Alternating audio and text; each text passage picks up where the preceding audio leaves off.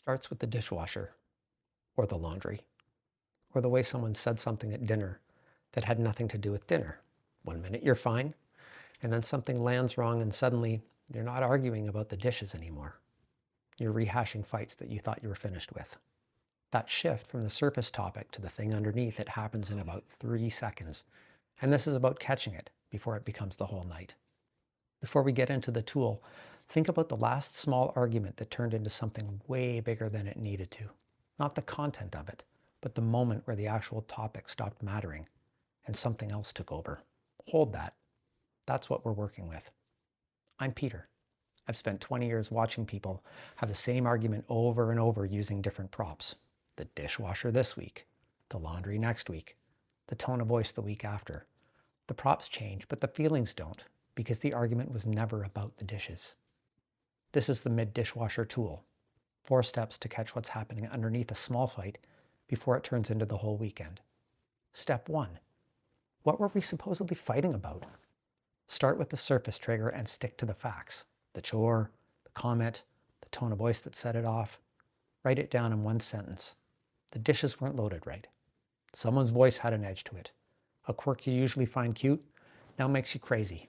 Put a name to the trigger. Step 2. What actually landed in me? Now look underneath it.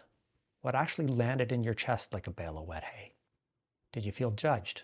Like your partner doesn't trust that you know how to load a dishwasher? And if they can't trust you with that, how can they trust you with the important things? The things that really matter? Did you feel dismissed? Like your contributions aren't important? Or did it hit that old feeling of not mattering, and this was just more proof of a pattern that keeps repeating? Name the real feeling, not the surface one. Step 3. What usually happens next? What's the predictable path this argument takes when you don't pause? Do you start defending your entire character, listing every good thing you've ever done to balance the scale? Do you reach back into history and pull up old evidence? Or do you go cold, shut down completely, while the resentment keeps building underneath the silence? Whatever your script is, write it down. You can't interrupt what you can't see. Step 4, last step. One move that interrupts the usual ending. You don't have to resolve anything tonight. You just have to do one thing differently than you usually do. Name the process out loud. This feels bigger than the dishes. That sentence alone can break the pattern.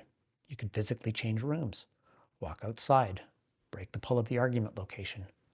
Or you could say, something changed for me, and ask for a little space to let things settle.